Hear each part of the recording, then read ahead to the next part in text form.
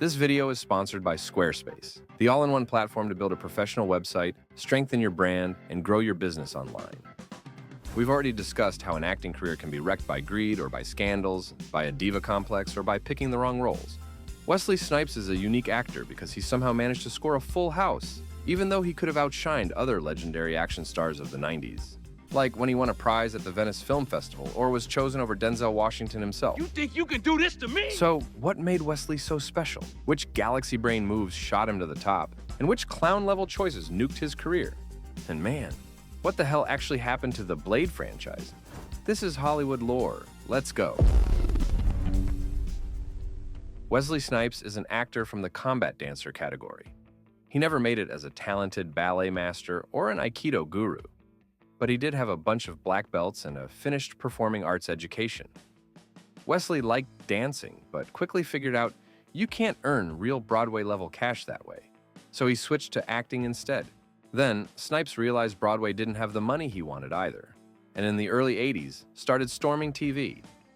It's not like Wesley had to endlessly grind fame with tiny background roles in random shows. By 1986, he had already landed a debut in the comedy Wildcats, where Woody Harrelson was starting his career as well. The sports comedy didn't become very popular, but Snipes probably wasn't too upset. He got his first movie, a pretty solid 30 grand paycheck, and some experience in a genre that would soon come in handy. After his debut, Snipes popped up in Michael Jackson's music clip Bad, directed by some rando named Martin Scorsese. When director Spike Lee saw Snipes there, he got very impressed and invited the actor to join his film Do the Right Thing. That one would later score several Oscar nominations. But Snipes chose sports comedy again. And honestly, he didn't do the wrong thing here. Instead of Oscars, Major League collected $50 million at the box office on a budget of 11. Even with Tom Berenger, Charlie Sheen, Rene Russo, and other titans on screen, Snipes didn't go unnoticed and was praised for his role. Though the director later joked that the worst baseball player on set was definitely Snipes, and the actor even refused to touch the ball. After Major League, Wesley scored another box office hit, the crime thriller New Jack City. So Spike Lee decided not to give up on such a talented fellow and finally got Snipes into his next movie, Mo Better Blues. That's where Denzel Washington ran around on screen next to Wesley. Apparently Denzel didn't run all that great, because after that film, Spike Lee came to some seriously shocking conclusions. Well, for the 21st century at least. When making his next picture, Jungle Fever, Spike had to choose between Snipes and Washington and chose Snipes, figuring that Denzel was a pretty modest actor in comparison. For Wesley, Jungle Fever turned out to be that big career breakthrough. And same goes for Samuel Jackson. Jackson actually got even more out of that movie. A prize at Cannes, and critics screaming that they hadn't seen such a believable portrayal of an addict in ages. Later, Samuel joked that maybe his own addiction back then had something to do with it, and somehow the jury ended up praising him for being a junkie. You can't really say Jungle Fever shined that bright at the box office, though. With a $14 million budget, it made 44. Enough Milky Ways for very important people, sure. But you can't call those numbers amazing. Snipes got his chewed-up Snickers out of this movie too, but by then the actor already understood it was possible to make money behind the camera as well. So he launched his own production company. Whether that was financial genius or pure greed, history will tell. By the way, besides his production company, Wesley also ran a security firm that provided various VIPs with bodyguards, all trained in the sacred art of combat dancing. The actor humbly called the project Amun-Ra. In our enlightened era, it's tough to channel your inner sun god without a personal online altar. Luckily, that's where our sponsor Squarespace comes in with its all-in-one platform solution. Just use it to launch your divine project online. Chat a bit with your new servant, integrated Blueprint AI. Helping you is what I do. Tell him your ideas and wishes, and let him turn them into a full website layout faster than Edward Norton rewrites all the dialogues in the script.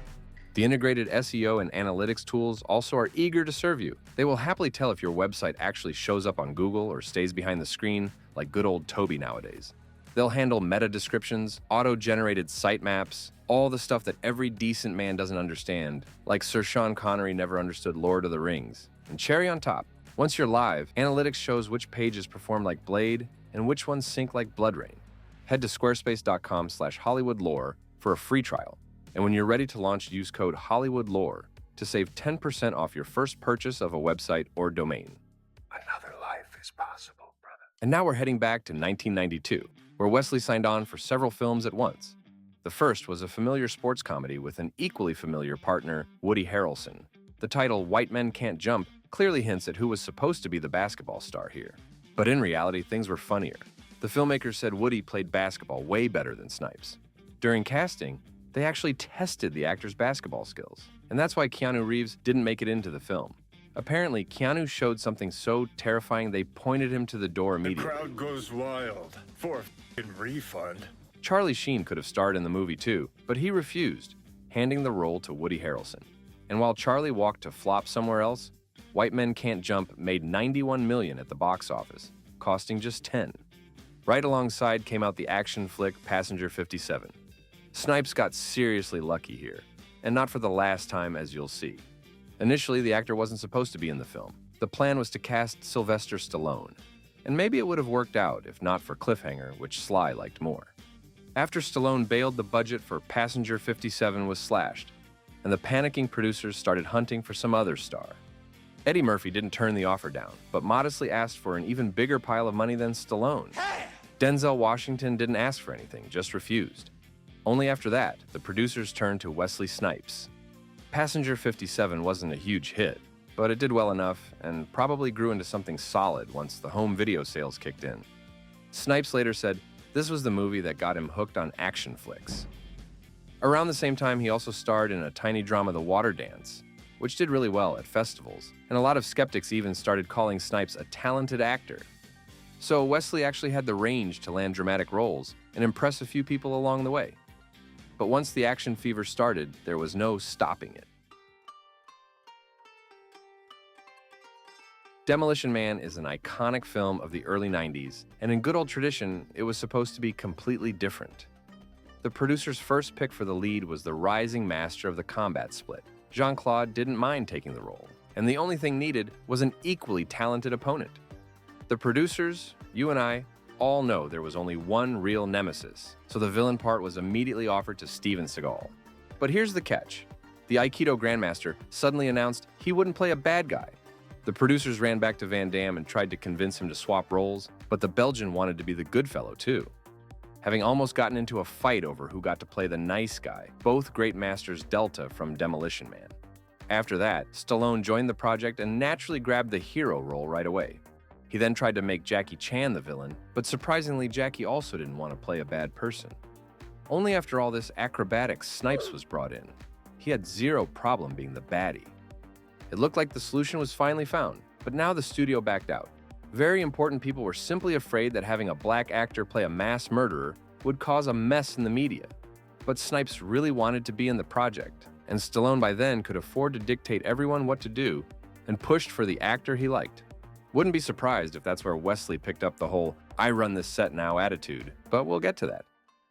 Wesley got $4 million for that role, meaning in just 2 years his paycheck went from $50 grand for Jungle Fever to $4 million for Demolition Man. The movie did fine at the box office, earning $159 million on a budget of $57, but the studio had clearly expected more. The plan was for Demolition Man to get both a sequel and a prequel, with Wesley Snipes returning again. However, after results like that, all glorious plans were abandoned. Every now and then, the studio and Stallone personally talk about rebooting Demolition Man or shooting a straight-up sequel. But so far, it's all going nowhere. Right next to Demolition Man, Boiling Point came out. The main idea of this project was giving Dennis Hopper a big comeback, but in the editing room, Dennis somehow didn't interest anyone, so Hopper's role was trimmed down, and Wesley Snipes' part was beefed up. Not that this clever little trick did anything for the box office numbers, though. Rising Sun did better. There, Snipes was running around with Sean Connery, whose comeback had already happened. We talked about that recently in our video about Sean. In order for Wesley to run around in this film, Michael Crichton had to step down as director. The thing is, Crichton absolutely hated the idea of Snipes playing a character who was white in the novel.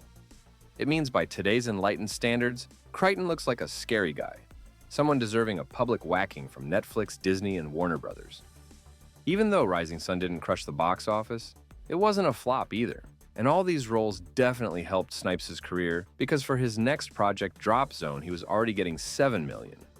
At the same time, the actor turned down the sequel to his first box office hit, Major League, since they were offering less money and the whole thing now felt too small for his big talent. Drop Zone was a much bigger film, costing $45 million.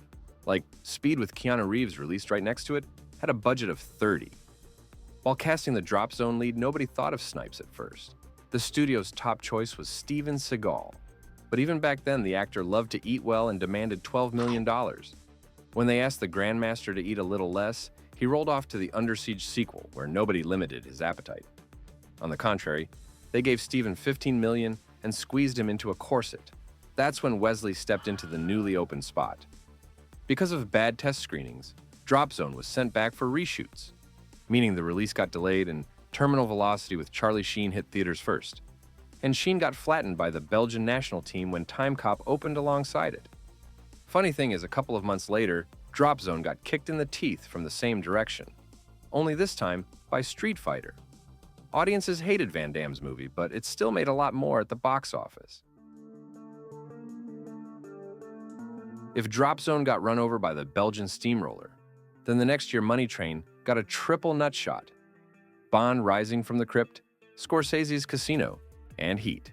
Additionally, Money Train swallowed an absolutely obscene amount of cash. The filmmakers rebuilt real New York subway cars and constructed tunnels from scratch. All that stuff later came in handy for horror movies like Mimic and Stigmata. But the Money Train producers surely weren't thrilled about someone else benefiting from their misery, especially considering their own movie made just $70 million on a budget of $68 million. It wasn't just the action movies that bombed for Snipes. Even the quieter projects he occasionally starred in were failing. The drama Sugar Hill went straight to the bottom, and the magically titled To Wong Fu Thanks for Everything Julie Newmar joined it. That movie had a lot of magic in general, and the actors even wondered if they'd ruin their careers by participating in such a curious project. In the end, Swayze and Leguizamo got Golden Globe nominations for it. Snipes got nothing and had to settle for sharing screen with such respectable people. The situation got even sadder with The Fan. It was a long-delayed project costing an impressive $55 million, and it looked pretty promising on paper. But somehow, things kept going wrong. Like, either Brad Pitt was considered too handsome to play a scary man, or Al Pacino and Jack Nicholson ran off somewhere. Maybe, just maybe, these savvy actors smelled something suspicious in The Fan. Whatever that something was, Wesley failed to smell it, possibly being distracted by a $7 million paycheck. What kind of money it took to dull De Niro's instincts, history stays quiet. Tony Scott jumped in The Fan the moment De Niro was cast. The director had refused at first. He didn't like the project at all. Apparently, working with De Niro didn't inspire Scott much either, because halfway through he signed on to Enemy of the State and started treating The Fan like a lab rat, experimenting with the visual style. Also, the director didn't understand baseball at all. Just like Snipes, actually, even though The Fan wasn't his first movie about this sport. In the end, baseball lovers almost died after watching the film and called it a huge pile of crap. Less sophisticated audiences weren't thrilled either, so the $55 million movie couldn't make $20 at the box office.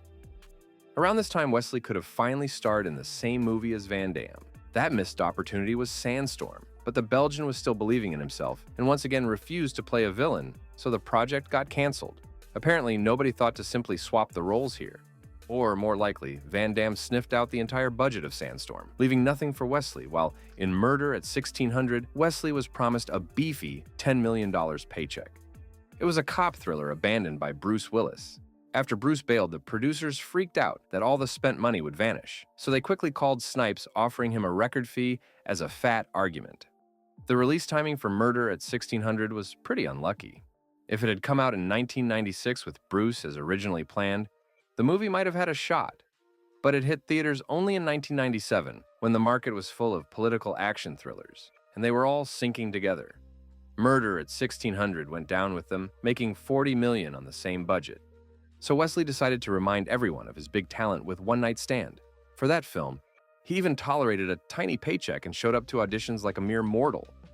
Bad people claim Wesley only got the part because he looked good next to Robert Downey Jr., who arrived to meet director Mike Figgis barefoot, with a gun in his bag, 2 hours late and high.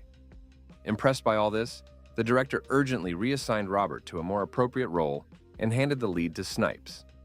With a $25 million budget, the movie managed to make a breathtaking $2. Still, Wesley's clever plan worked at least partly. For One Night Stand, he won a Best Actor award at the Venice Film Festival in 1997. Currently, it's the only prize of that level in his career. Wesley went back to action movies, assuming that with such a prize, everyone would rush to see a talented actor. And not just any action flick, a spin-off of The Fugitive with Harrison Ford, U.S. Marshals. Downey Jr. was cast there as well, and later called this movie the worst in Hollywood history. The situation was getting pretty tense, so Snipes decided to focus on his production company. He immediately released 3 different projects as a producer, but only the last one sort of made its money back, probably because Snipes wasn't in it. Everything else flopped, though Down in the Delta did get a pat on the back from some critics. Overall, by 1998, Snipes' career was looking like the opening act of a major drama. But that's exactly when the movie many of you came here for finally hit the screen. And again, nobody was calling Snipes for Blade at first. For the lead, the studio wanted Lawrence Fishburne or Denzel Washington. The actors got spooked when they saw the project, probably remembering how gloriously Batman and Robin did. And Blade was the very next comic book movie to hit theaters after that cinematic gem. At one point, the screenwriter David Goyer was even asked to make the main character white just to widen the casting options. Snipes wasn't afraid of comics, though. He was actually trying to land a role in the future Black Panther. That's when the studio realized Black Panther was somewhere far, far away, while Blade was needed right now. So they offered Wesley to switch sides. For the actor, the studio even held back its greed a bit and threw $8 million his way. Snipes was seriously worried about his future and got involved in every little detail of the movie. He even gave his colleague Stephen Dorff a hard time, thinking Dorff was just some hired actor, while Snipes himself was also a talented producer of the film, meaning he should guide Stephen and not let him improvise. Because of that, the two had a few clashes during the shoot that almost turned into a fight. In the end, the actors got used to each other and now speak warmly about working together. Pretty much nobody believed in Blade. Analysts thought audiences would ignore a film about a barely known hero coming right after disastrous Batman and Robin. And yet, Blade managed to knock Saving Private Ryan off the top of the US box office. With a $45 million budget, Blade made $131 worldwide. You can't call that huge numbers, but the movie did really amazing on home video. And soon, The Matrix hit theaters, kicking off the era of action films where nobody knew what the heck was happening, but it all looked sick and stylish. Actually, some people say the Wachowskis were inspired by Blade because certain elements feel suspiciously similar.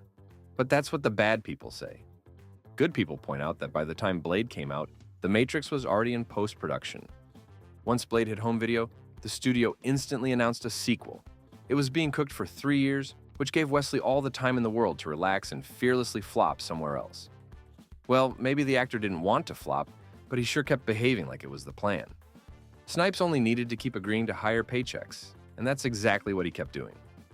He was also doing something else back then, something that would eventually nuke his career for good, but we'll get to that later. I am running away from my responsibilities.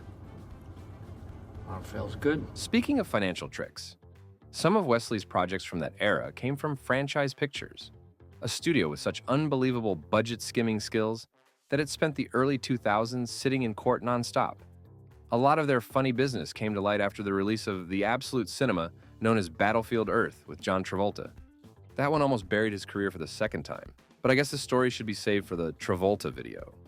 In a way, it's kind of ironic that a movie from Franchise Pictures was Snipes' last non-Blade film that had any real shot at the box office. The movie was The Art of War. With a Matrix-sized $60 million budget, it made just 30. 11 of those $60 million slid straight into the pocket of the talented actor and producer Wesley Snipes. For that sweet carrot, the actor turned down the lead in Shaft in 2000. Snipes said he didn't like the script, claiming it showed black culture the wrong way.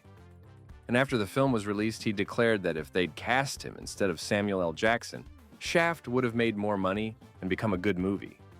Meanwhile, Wesley conveniently skipped the part where The Art of War made 3 times less while costing almost twice as much as Jackson's film. But Wesley had Blade now, so all those little details didn't worry him anymore. Director Stephen Norrington refused to come back in the sequel. Instead, he chose to film Sir Sean Connery in The League of Extraordinary Gentlemen. Later, Norrington called that the biggest mistake of his life, So for Blade 2, Guillermo del Toro was hired. At that point, he had only Pan's Labyrinth's daddy, the Devil's Backbone, and the financially unsuccessful Mimic. Del Toro later said no one understood Blade's character better than Snipes, and a lot of Wesley's ideas made it into the movie. Snipes also got heavily involved in choreographing the fight scenes and took on a producer role once again, pocketing $10 million for his humble services. The whole movie cost $54 million and made $155 million at the box office, becoming the most successful part of the trilogy and one of the highest-grossing films in Guillermo del Toro's career. The director got so into comics that right after Blade, he ran off to make Hellboy, whose sequel would beat that record in his filmography. Meanwhile, the studio was rubbing their hands and prepping Part 3. The writer of the first two films, David Goyer, was picked to direct Trinity and was also asked to lighten the story a bit. The original plan for the third film was a bleak post-apocalyptic world in which the vampires had won, and humanity was hanging on only because of Blade. The studio didn't like those gloomy vibes, so Goyer started adding more rainbows and pink ponies into the script. That's when it all went wrong. Snipes met the new script with hostility and began forcing his own edits into it. The actor said Goyer was pushing him out of his own franchise, shifting the focus to the new characters played by Jessica Biel and Ryan Reynolds. Wesley had a special kind of affection for the latter, refusing to speak to Ryan directly and publicly, calling him a jackass. People involved claim at some point Snipes stopped showing up on set and only communicated through notes, signing as Blade. The conflicts exhausted the director so much that he finally told Snipes they already had enough close-ups of him, and for the rest of the scenes, they'd just use a double. So Wesley was basically free to go do whatever other movie he wanted. After that, the actor called Goyer a racist, and according to rumors, showed him how to break free from a chokehold. Because of that, the director spent the rest of the shoot surrounded by bikers he'd hired for protection. With this level of fun behind the scenes, the box office is usually doomed, and Blade 3 proved it. With a $65 million production budget, the movie made around $130. If you think that those numbers are solid, then remember that cinemas also take their cut and marketing budget isn't even included in these $65 million. So the studio quickly got the message, read the funeral notice, and shut the whole thing down. The rights to the character went back to Marvel. Realizing he just lost the franchise his career depended on, Snipes went straight to court. Wesley claimed the studio and David Goyer were pushing him out of the film, ignoring his brilliant ideas, and he wanted $5 million for that kind of disrespect. The case never made it to an actual trial.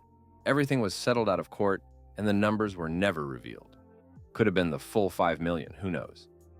Once the deal was finalized, Snipes suddenly confessed he wasn't entirely innocent and simply lost his temper. But by then, no one really cared anymore. His career went down fast, while David Goyer moved on to big projects like The Dark Knight and Man of Steel. The moment the studios witnessed that circus, they collectively forgot Wesley Snipes existed. Well, they might have done that anyway, considering how great his movies were doing. But on top of that, he'd also earned himself a reputation as a pain-in-the-ass actor. That's a hard combo to survive with. Maybe Snipes still had a chance to rise from the ashes if he'd picked interesting roles in indie films or small festival projects. But the actor didn't. For higher paychecks, he kept saying yes to films that didn't even qualify as B-movies instead. Like Marksman, where things were so awful they literally added scenes from a different movie, Iron Eagle. That's the kind of films Wesley starred in for a while, and soon the actor found himself buried under a pile of court cases. First came a lawsuit from United Talent, demanding the commissions he'd been dodging for years. And a little later, the now famous story about his unpaid taxes came to light. Snipes was convinced Americans didn't have to pay taxes if they properly identify like non-residents, which sounds perfectly logical in today's enlightened world. Is all. All what? We are all. But in reality, Wesley was born in Florida, which makes him a U.S. resident. And for some mysterious reason, the government ignored the actor's self-declared identity. Snipes was facing a much harsher sentence. The guys managing the actor's money went off on a 10-year prison vacation. But when you've got a lot of money, certain mitigating circumstances magically appear. Of course. And the court took them into account. Wesley got just 3 years, did 2 of them, and paid $17 million. The investigation didn't level up his career choices either. On the contrary, actually. Brooklyn's Finest actually did pretty well at the box office, but Snipes observed its success from behind bars. And when the actor got out in 2014, Sylvester Stallone invited him to his big reunion party, The Expendables 3. Sly has already done it plenty of times with other fallen stars like Rourke, Gibson, and Van Damme. So why'd you get locked away? Tax evasion. Spike Lee also lended a hand, giving Snipes a role in Chirac, but those roles weren't able to reload his career. Blade could have helped Wesley. Talk of the character's comeback started popping up in the mid-2010s. And the comeback really did happen, only with Mahershala Ali instead of Snipes. He took it surprisingly well, congratulated Ali, wished him luck, and let the role go. It seemed so, at least. But last year, Snipes suddenly popped up as Blade in Deadpool and Wolverine. Not at Marvel's request, actually, but because Ryan Reynolds personally invited the actor. Apparently, the two had either made peace over the past 20 years, or the hype simply made their mutual suffering worth it. In recent years, Snipes has been popping up here and there. The actor is also writing books, producing small projects, and still doing martial arts. You can argue about where exactly Wesley's career went off track and what hit him the hardest. Maybe in early 2000 he could have saved things by being less greedy and picking projects for quality instead of paychecks. But like many stars before him, Snipes took a different route, one suspiciously similar to the two other combat dancers we've mentioned in this video. They each had their own unique style. Take Steven Seagal's Lawman show, for example, in which he stormed into a cockfight on a tank, or metamodern JCVD, where Jean-Claude breaks the fourth wall and turns his soul inside out. In that sense, Wesley still has a lot to learn from these legendary grandmasters. Check out my videos about them. And if you've watched so far, consider subscribing to the channel. Thanks for hitting the like button and hyping the video. See you next time.